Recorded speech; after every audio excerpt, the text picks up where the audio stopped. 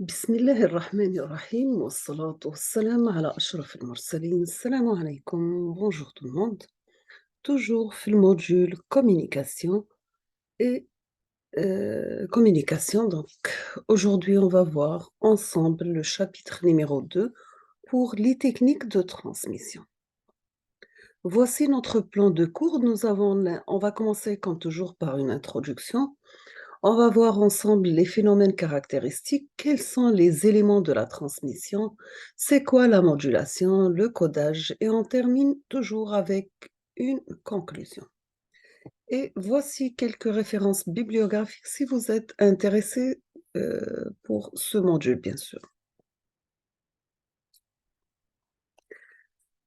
On commence par l'introduction. Donc, nous avons que les supports de communication ne sont pas parfaits.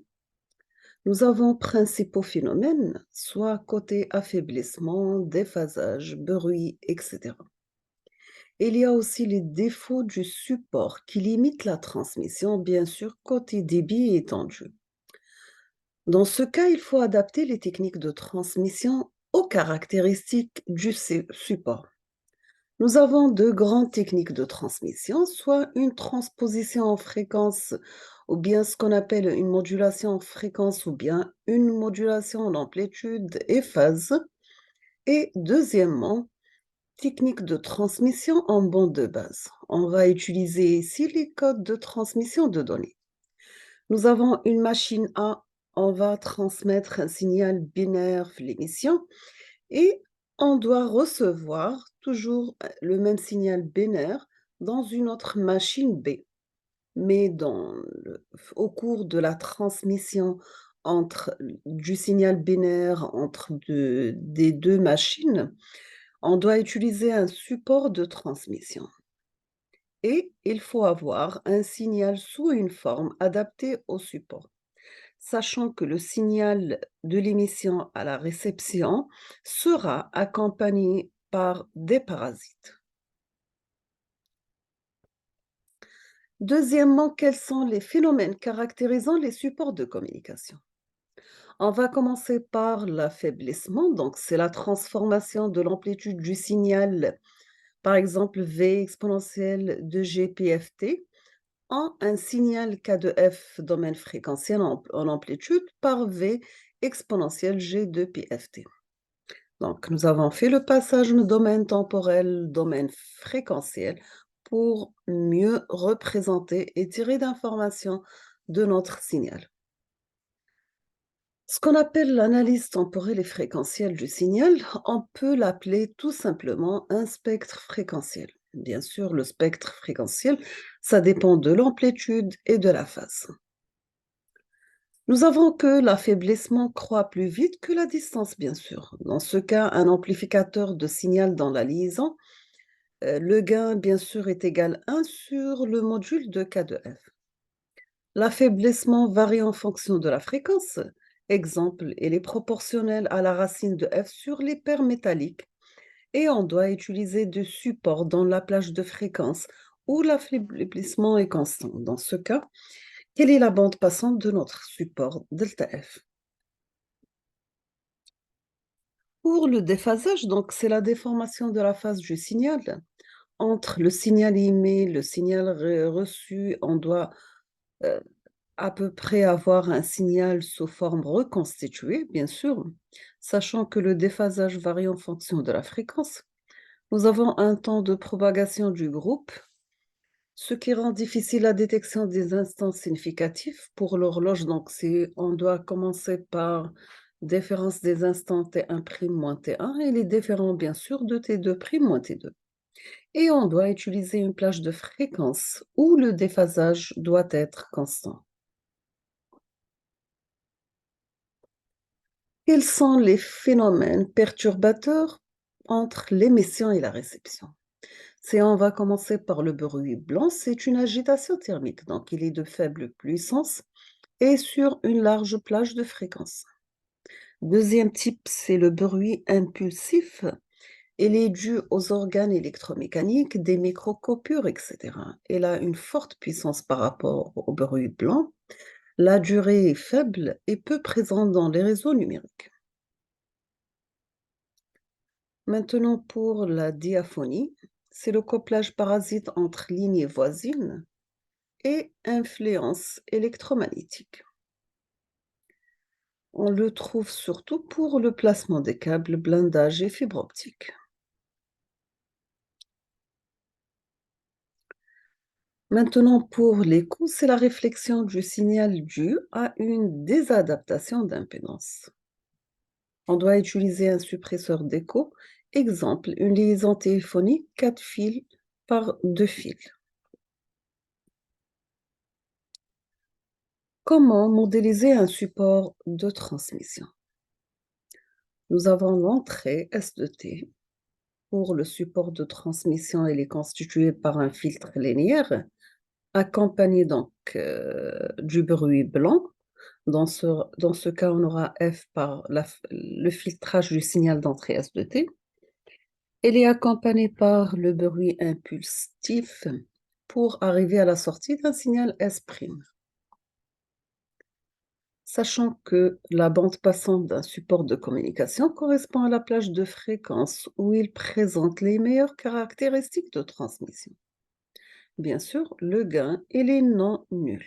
Le gain, c'est l'inverse de l'affaiblissement. En général, malheureusement, le gain n'est jamais nul. Maintenant, pour la bande passante à 1 décibel, c'est la plage de fréquence dans laquelle le rapport puissance de sortie sur la puissance du bruit, appelé rapport signal sur bruit, est vérifié 10 log décimal la puissance du signal divisé par la puissance du bruit, inférieure à quelques décibels. PS, c'est la puissance du signal et PB, c'est la puissance du bruit. Quels sont les filtres utilisés qu'on peut utiliser pour réduire l'effet du bruit ou de l'affaiblissement ou de l'écho, ou diaphonie, etc. Nous avons trois principaux types de filtres. Des filtres passe-bas, des filtres passe-band, des filtres passe-haut.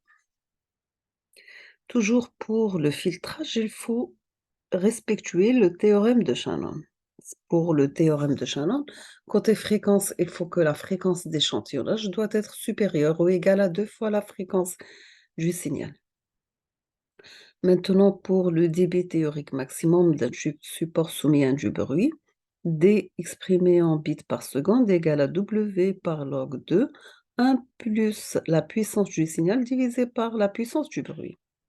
Sachant que W est exprimé en Hertz, qui représente la bande passante du support, et le rapport puissance-signal sur puissance-bruit est obtenu à l'aide du rapport signal sur bruit exprimé en décibels.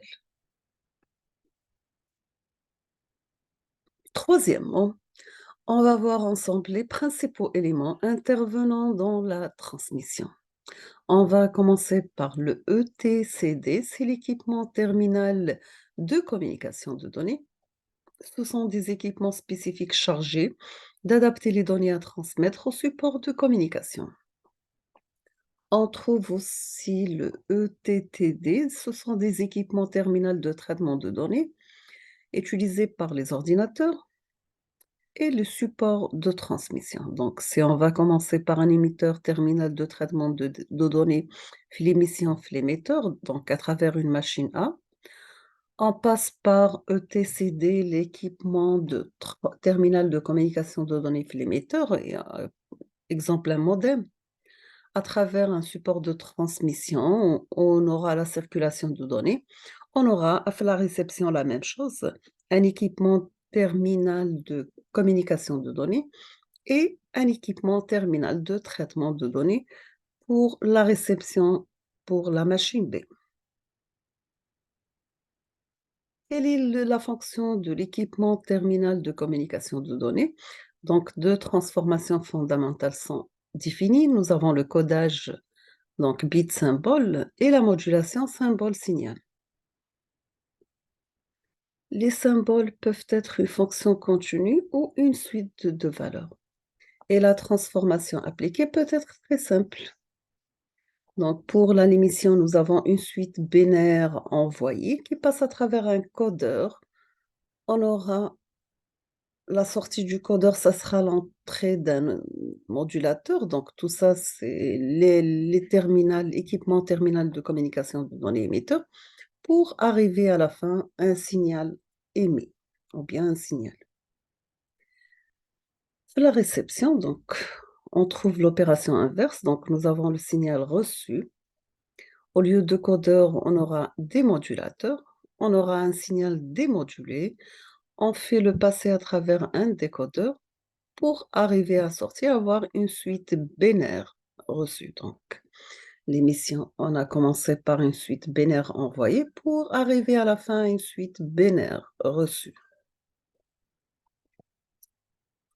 C'est quoi la modulation? Le modulateur transforme un signal initial quelconque A2T en un signal S2T adapté au support de communication employé. Le signal S2T est obtenu en faisant varier les paramètres d'une onde généralement sinusoïdale. Donc, quelle est la forme? S2T est égal à grand A cosinus de pi ft moins la phase. Toujours le signal sinusoïdal est centré autour d'une fréquence F0 appelée onde de référence ou bien une porteuse. Nous avons trois types de modulation par transposition en fréquence, soit une modulation d'amplitude, c'est-à-dire lorsque les variations portent sur l'amplitude. Deuxième type, c'est la modulation de fréquence lorsque les variations portent sur la fréquence. Et la modulation de phase lorsque les variations portent sur la phase. Bien sûr, sans oublier la transposition en fréquence qui autorise le multiplexage temporel. On commence par des spectres initiaux, spectres transposés en fréquence à la sortie. Bien sûr, lorsque la fonction de modulation existe, la transmission est dite analogique. En fait, de ce cas, on a une transformation d'une fonction contenue en une autre fonction toujours contenue. La transmission est dite en bande de base cette fois-ci lorsque le signal ne subit pas ou là il subit un peu de transposition en fréquence. Dans ce cas, le signal présente souvent un aspect rectangulaire car la fonction de modulation simple utilisée est rectangulaire. Bien sûr, on transforme une fonction discrète en une fonction continue à l'aide de la relation suivante. Dans ce cas, dt, ça sera la somme de dk par r de t moins kt moins taux 0. Sachant que taux 0, c'est l'instant initial et rt, c'est la fonction rectangulaire sur un intervalle entre 0 et t, défini par r de t égale à 1 pour t compris entre 0 et t, égale à 0 pour t différent de 0 à t. On parle de transmission numérique lorsqu'une fonction discrète ou bien une suite binaire est transformée en fonction continue et réciproquement. Pardon. Maintenant, on va détailler la modulation d'amplitude. Si nous avons un signal S de t mais la forme A de t cosinus de pi f0t moins phi 0, dans ce cas, on va remplacer A de t par K plus A de t. A de t appartient à un intervalle entre moins A et plus A, donc il a comme valeur minimale moins A et une valeur maximale plus A. On aura la forme suivante, donc ce sont des techniques électroniquement simples mais sensibles au bruit. Donc on trouve la modulation en double bande ou bien en bande latérale unique. Voici un spectre du signal initial et en bleu, vous avez le spectre du signal modulé. La même chose ici. Donc en double bande, nous avons deux spectres et en simple bande, on aura un seul. Deuxième type, c'est la modulation en fréquence. Dans ce cas, le signal S de t qui est égal à 0 cosinus de pi ft moins la phase F0. F de t, on va la remplacer par F0 plus A de t. A de t appartient à un intervalle entre moins oméga et plus oméga. Le problème de ce type de modulation, c'est que nous avons difficulté à maintenir la phase. Et utilisé par la technique de multiplexage fréquentiel. Pardon. La modulation en phase cette fois-ci, toujours avec le même signal S de t, mais la forme A0 cosinus de pi f0t moins phi de t. Phi de t est égal à phi 0 plus AT, sachant que AT appartient Un intervalle de fréquence qui varie de π sur grand N1, c'est le symbole. Nous avons aussi la modulation complexe, c'est la modulation en quadrature, ou bien ce qu'on appelle le MAC. La modulation en phase et en amplitude, par exemple, si vous avez codage MAC, pour φ0, vous avez A0, A1, donc 0, 0 et 0, 1. Pour φ1, vous avez 1, 0 et 1, 1. Cinquièmement, c'est quoi le codage?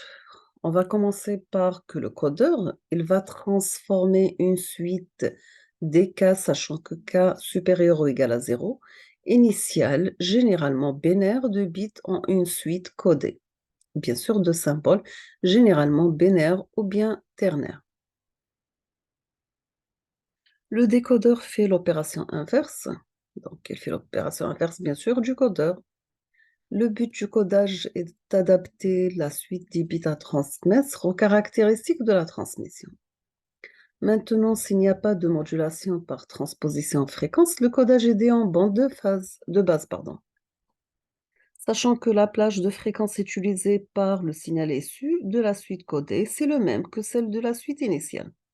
Dans ce cas, le modulateur il va moduler à partir d'une fonction rectangulaire tout simplement. Voici un exemple. Vous commencez par une suite binaire initiale. Vous passez par un codage binaire de valence grand N égale à 2. Dans ce cas, vous aurez un signal en bande de base et vous pouvez utiliser aussi un codage à plusieurs niveaux. Dans cet exemple, nous avons pris un exemple de valence grand N égale à 4. Maintenant, pour le débit binaire et la rapidité de modulation, pour le débit binaire, D d'une voie de données, c'est le nombre maximum de bits transmis par seconde sur cette voie. Le débit binaire est égal à l'inverse de la période, donc 1 sur T bits par seconde. La rapidité de modulation grand R exprimée en beau mesure le nombre maximum de symboles, éléments de modulation émis en bande de base transmis par seconde. Donc, la rapidité, c'est 1 sur grand D. L'unité, on a dit que c'est bots. Remarque généralement l'inverse de la rapidité 1 sur delta, c'est un multiple de 1 sur la période et le nombre de niveaux grand N est choisi de telle sorte que A de t et D de t est le même débit d'information. Dans ce cas, on aura dB égale à 1 sur l'inverse de la période égale tout simplement le logarithme de grand N divisé par delta est égal à R log de grand N bits par seconde.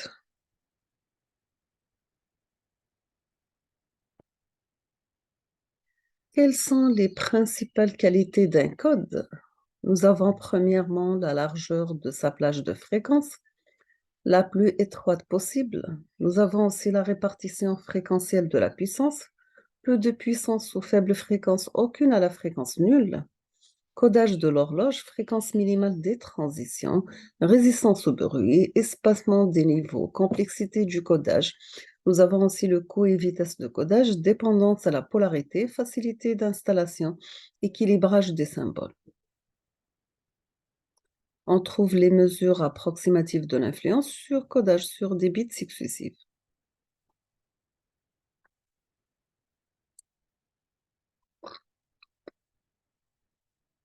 Quels sont les codes usuels utilisés en bande de base? On trouve les codes à deux niveaux, donc ce qu'on appelle le code NRZ, Non-Return to Zero, code NRZI, No Return to Zero Invert, code biphase différentiel, code de Miller. Maintenant, pour les codes à trois niveaux, vous avez le code ARES, Return to Zero, le code bipolaire simple, le code bipolaire entrelacé d'ordre 2, des codes bipolaires à haute densité d'ordre 1. Et on trouve aussi les codes par bloc, donc les codes NB sur MB et les codes NB sur MT. Le code non return to zero. Dans ce cas, vous avez une suite binaire initiale pour le codage no return à zéro. Donc, vous avez là Donc, vous avez l'émission et la réception. Donc, c'est un code simple utilisé couramment entre l'ordinateur et ses périphériques.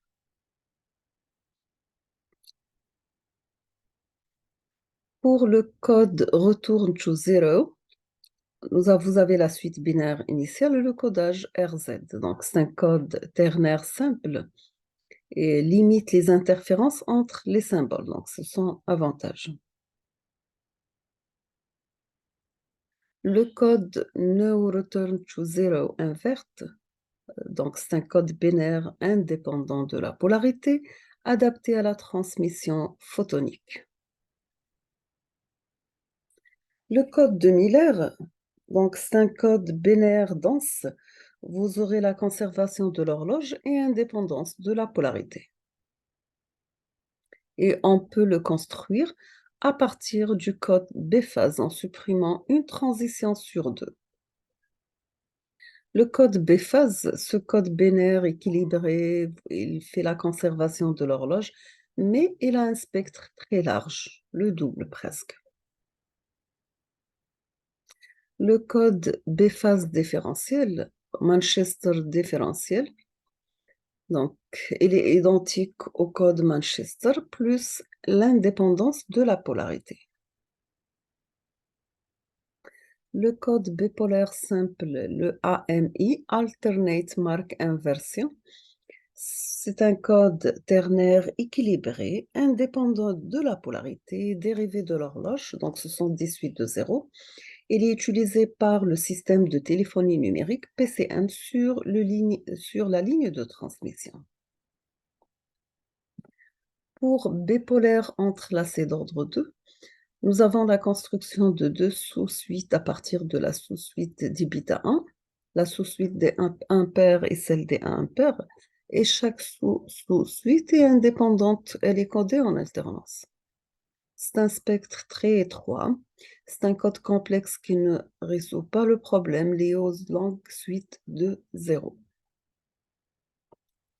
Maintenant, pour le code bipolaire haute densité d'ordre n, le même codage que le bipolaire, plus une transformation des suites de plus de 1, 0, basée sur la violation de l'alternance. Donc, ce sont 10 bits de viol notés V. Donc, c'est une suite constitutive de 1 plus 1 bit à 0.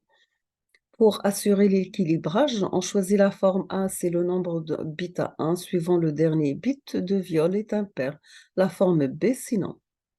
Dans ce cas, le premier bit est implicitement et conventionnellement précédé d'un bit de viol.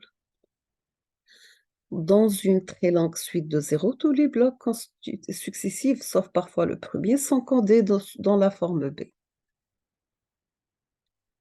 Voici un exemple. Donc, vous avez l'entrée, la suite binaire initiale et le codage BHD3. Maintenant, si on va parler sur les codes par bloc, euh, code chaque bloc de K bits par un bloc de un symbole pris dans un alphabet de taille L. L'alphabet étant généralement binaire, ternaire ou plus rarement caténaire. Donc, binaire d'ordre 2, ternaire 3 et caténaire c'est 4. Donc, nous avons la relation 2 à la puissance k inférieure ou égale à L à la puissance 1. Sachant que les codes précédents peuvent être perçus comme des codes par bloc, surtout si le bloc à coder est réduit à un seul bit. L'efficacité de ces codes peut être faible, bien sûr. Ces codes servent à éliminer les suites binaires impropres à la transmission. Comme précodage, vous avez la modulation est généralement effectuée ultérieurement en utilisant un des codes simples précédents. On termine cette partie par une conclusion. Donc, nous avons l'adaptation des techniques de transmission aux caractéristiques du support de communication. La modulation par transposition en fréquence, elle module des signaux analogiques ou bien numériques. Et de très nombreux codes de transmission existent. Vous avez le non-retour à zéro, le B-phase, le B-polaire, etc. Chacun possédant certaines des caractéristiques voulues, mais pas toutes. Il ne faut pas confondre avec les codes de transmission appelés channel coding avec des codes applicatifs appelés source coding. Pour d'embrouillage, de protection contre les erreurs, vous avez la détection autocorrection, de compression, de représentation, de chiffrement, d'authentification et de hachage.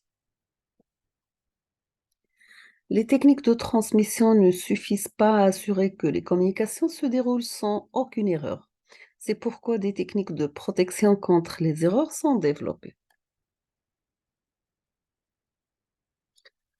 Maintenant, si on va parler côté réception, donc vous avez le signal en provenance du support, doit être passé par l'opération inverse. Donc, vous allez faire la démodulation et après, vous aurez un signal démodulé obtenu et décodeur pour arriver à un signal binaire reçu.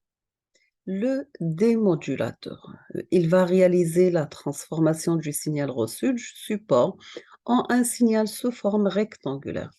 Il s'aide notamment d'un échantillonneur et d'une horloge qui permettent de déterminer les intervalles significatifs. Bien sûr, à l'aide d'un décideur, le décodeur interprète le signal issu du démodulateur et en déduit la suite binaire correspondante.